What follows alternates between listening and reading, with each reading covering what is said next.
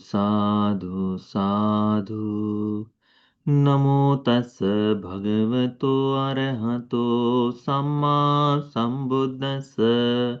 नमो तस् भगवतो अरहतो सम्मा संबुद्दस्स।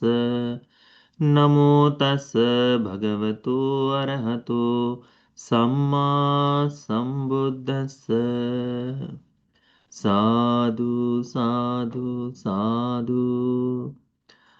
पूजनीय कल्याण मित्र गुरु भंते जी, जिनके कारण हमें धर्म को सीखने का मौका मिला, समझने का मौका मिला, उन पूज्य हमारे गुरु भंते जी को हमारा उनके चरणों में प्रणाम है। साधु साधु साधु। श्रद्धावान उपासक उपासिकागण, हम लोग अभ्यास कर रहे हैं यज्ञ संयुक्त का। ठीक है, इसमें इस यज्ञ संयुक्त में भगवान बुद्ध जी ने यक्षों के साथ जो बातचीत की है।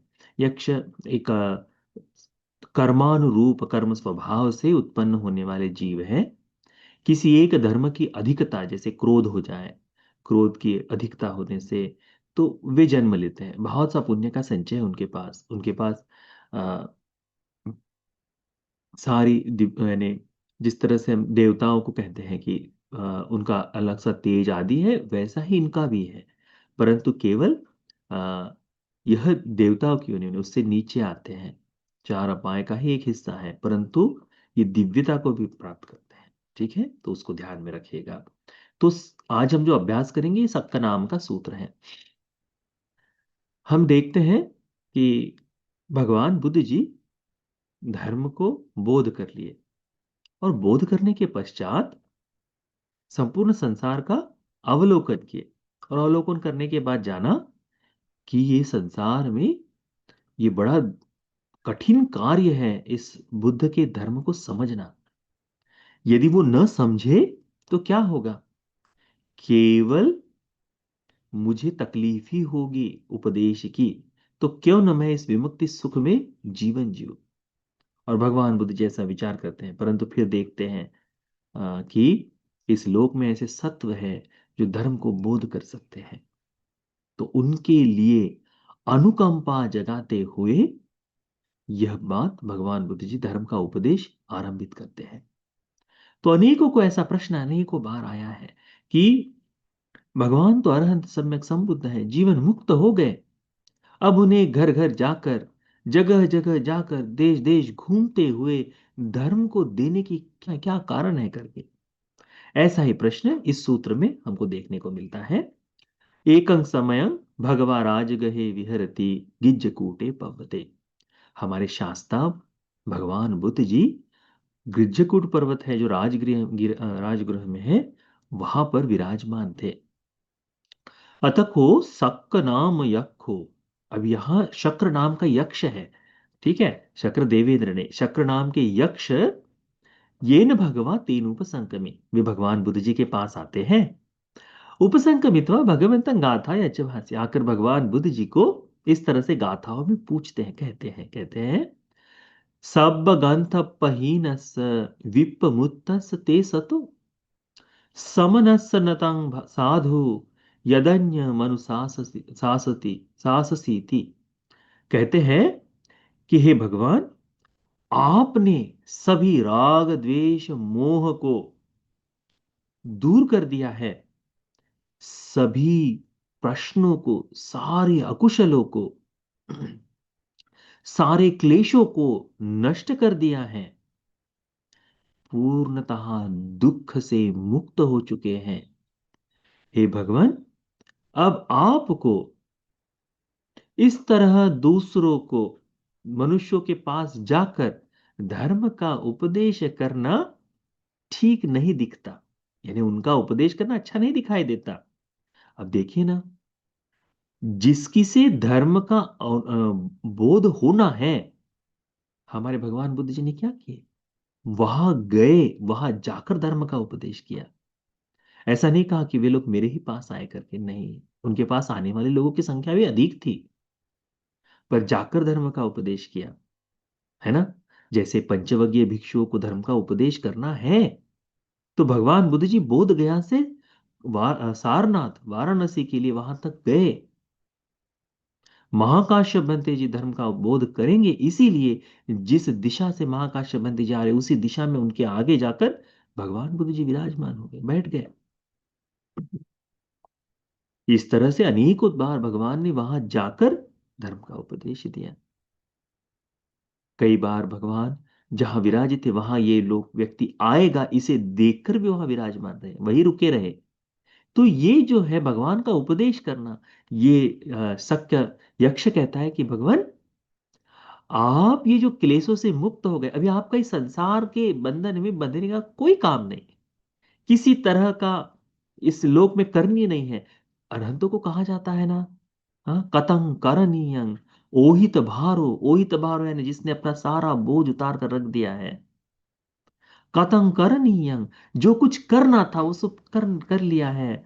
ना परंग इत्थत आयाति, अब इस लोक में करने के लिए कुछ भी नहीं बचा। तो जब अरहंत हो गए भगवान, तो करने के लिए कुछ नहीं बचा। फिर भी आप ये जो धर्म का उपदेश करते हैं, ये दिखा देखने में अच्छा नहीं लगता कि बुद्ध जाकर उपदेश कर रहे हैं इस तरह से। वो स्वरूप है कि हाँ, जो सिद्ध हो गए उन्होंने वैसा ही एकांत का जीवन जीना चाहिए। भगवान बुद्ध जी बड़ा सुंदर उपदेश देते हैं। भगवान कहते हैं, येन केनचि वह्नेन संवासो सक्क जायति, न तं अर्हति सपन्यो मनसा अनुकंपितुम। भगवान बुद्ध जी कहते हैं कि हे पुण्यवान शक्र, उस समय कहने का भाव है, तो हे पुण्यवान शक्र, बाहरी कारणों से, किसी अन्य कारणों से मित्रता करना, मित्रता बनाना, यह कि मुझे इससे ये काम आ जाएगा, ये इस प्रयोजन के लिए है, इसका मैं ऐसे लाभ ले लूं, ये बाहरी कारण है ना। इन बाहरी कारणों से मित्रता कर कर उस कारण से अनुकंपा कर कि मुझे इससे कुछ लाभ मिले, इसीलिए मैं अनुकंपित होकर उस पर मित्रता करूं, ऐसा कार्य बुद्धिमान लोगों के लिए देखने में ठीक नहीं दिखता। लोगों को, बुद्धिमान लोगों को देखने में ठीक नहीं लगता। वो बुद्धिमान के लिए नहीं है, यानी तुम मुझे ऐसा कर दो तो ही मैं तुम्हें ये कार्य करूंगा। और फिर भी उसके साथ साथ अनुकंपा भी है ना। तो बाहरी किसी कार्य से किसी के साथ मित्रता, अनुकंपित होकर मित्रता करना, ये बुद्धिमानों के लिए, प्रज्ञावान लोगों के लिए ठीक नहीं है। इसका अर्थ इस तरह से लेना चाहिए कि बिना काम की जो मित्रता है ना, तो बिना काम से जो मित्रता है, वह मित्रता लाकर उसमें कार्य करने का भाव जो रखना है ना, वह जिस कारण से हमारा ह्रास होते जाए, हम अपने ही स्तर से गिरते चले जाए, ऐसी मित्रता का कोई प्रयोजन नहीं। समझ रहे हैं? कई बार ऐसी मित्रता होती है कि हम उस मित्रता के कारण अपने ही गुणधर्मों से गिर पड़ते हैं। ऐसी मित्रता नहीं, बिल्कुल।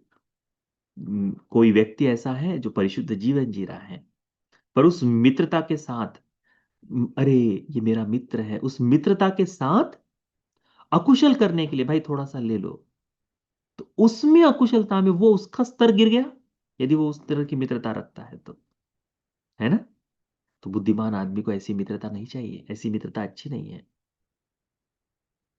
अपनी अपना स्तर जो है, सीलवान है तो सीलवान का स्तर नीचे नहीं गिरना चाहिए, चाहे मित्रता रखो, आपके जैसे भी मित्र हो, उनके अकुशल में, कुशल में आप बढ़ चढ़कर भाग लो, छोटा सा भी कुशल करे उसमें आओ, अकुशल में सहायक मत बनो। क्योंकि अकुशल में सहायता बनोगे तो हम अपना दर्जा जो है, अपनी क्वालिटी है, हमारी गुणवत्ता जो है, हम उसको घटा देते हैं, वो नहीं होनी चाहिए।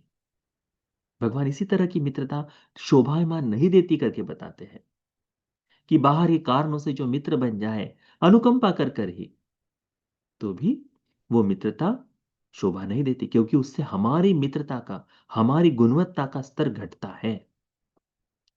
इसीलिए मित्रों के साथ रहो, अच्छे हैं बुरे हैं, क्योंकि अभी व्यवहार धर्म में अच्छे लोग मिलना बड़ा कठिन कार्य है, मित्रता में रहो, परंतु उन मित्रों के साथ हमारे हमारे जीवन में कमी नहीं आनी चाहिए, हमारे गुणों में कमी नहीं आनी चाहिए।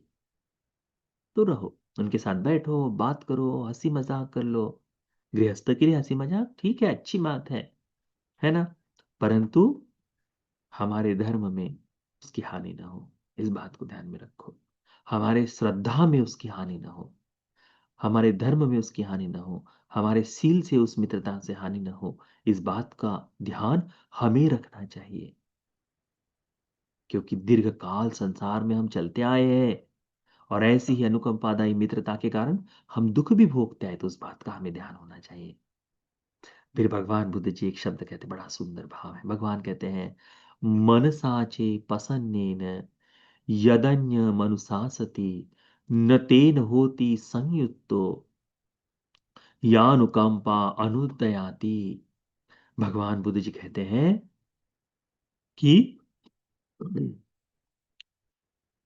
जिस तरह से आलोक मत करने वाला चित्त है, प्रकाशित करने वाला चित्त है ना, ऐसे ही चित्त से, कि दूसरों को प्रकाश मिले, ऐसे चित्त से।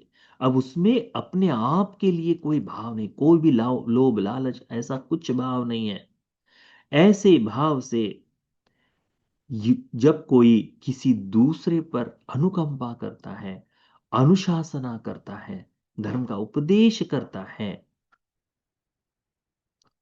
उस उसमें किसी भी तरह का बंधन नहीं बंधा है, नहीं भाव नहीं, बिल्कुल निर्मल चित्त, निर्विकार चित्त से यदि कोई अनुशासना करता है और उसमें किसी तरह का कोई बंधन नहीं है, उसमें कोई आलंबन नहीं बंधा हुआ है, ऐसे अनुकंपा अनुकंपा सहित चित्त से ही धर्म का उपदेश भगवान को रुचकर लगता है। भगवान करते हैं करके बोलते हैं। ये बुद्ध के बारे में शकर कहता है, वो यक्ष कहता है कि भगवान क्यों धर्म का उपदेश करते हो, आपके जैसे निर्विकार व्यक्ति के लिए ये करना ठीक नहीं। भगवान कहते हैं, इस लोक के प्रति दया अनुकंपा है, उनसे कुछ वापस नहीं पाना है। भगवान बुद्ध जी देखिए ना, हमारे शास्ता है, क्या प्राप्ति की इच्छा, राजाओं के राजमहल में गए धर्म का उपदेश करने के लिए, उसे छोड़कर पुनः कुम्हार की कुम्हारशाला में जाकर बैठ गए, वहां धर्म का उपदेश किया राजाओं के पास। एक दिन चंदन की कुटिया में गुरु भगवान बुद्ध जी विराजमान है, एक दिन घास फूस की कुटिया में विराजमान है। किसी तरह का कोई बंधन नहीं। जहां वहां विशाल ऐसे राजा, बड़े बड़े दायक रहते हैं, ऐसे गांव में भगवान बुद्ध जी, ऐसे शहरों में, नगरों में भगवान बुद्ध जी गए, और जहां से उन्हें पानी भी न दे, ऐसी भी गांव के बाहर से भी उन्होंने भगवान ने चारिका की है। तो क्या बंधन है इसमें? कोई बंधन नहीं इस संसार के प्रति। भगवान का धर्म उपदेश केवल अनुकंपा से है। तो जितना भी धर्म आप सुनते हैं, ये भगवान की अनुकंपा है, भगवान की दया करुणा हमारे प्रति है, जो भगवान बुद्ध जी ने यह सुंदर निर्मल धर्म का उपदेश दिया है। तो हम जब भी धर्म का उपदेश सुने, तो हमारे बीच में क्या होना चाहिए, जीवन में क्या होना चाहिए, कि ये तो भगवान ने हमें अनुकंपित करने के लिए उपदेशित दिया हुआ धर्म है। ऐसा भाव रखकर यदि हम धर्म का श्रवण करें, तो हमें धर्म में और आगे बढ़ने का, भगवान के प्रति श्रद्धा को अटूट होने का मौका और मिलते जाएगा। ठीक है, तो इस सूत्र को अच्छी तरह से याद रखिए। इस सूत्र का सारांश इस स्वरूप से है कि भगवान बुद्ध जी बगैर किसी आसक्ति के, बगैर किसी अ, पुनः प्राप्ति का भाव रखते हुए जन सामान्य को अनुकंपा की दृष्टि से, दया करुणा की दृष्टि से ही धर्म का अनुशासन करते हैं। ठीक है, इस बात को ध्यान रखो। तो आज का यह धर्म का उपदेश आप सभी को भगवान बुद्ध जी की इस दया और अनुकंपा को समझने के लिए सहायक हो। ये धर्म का उपदेश आपको धर्म को ही बोध करने के लिए उपकारी हो जाए। साधु साधु साधु।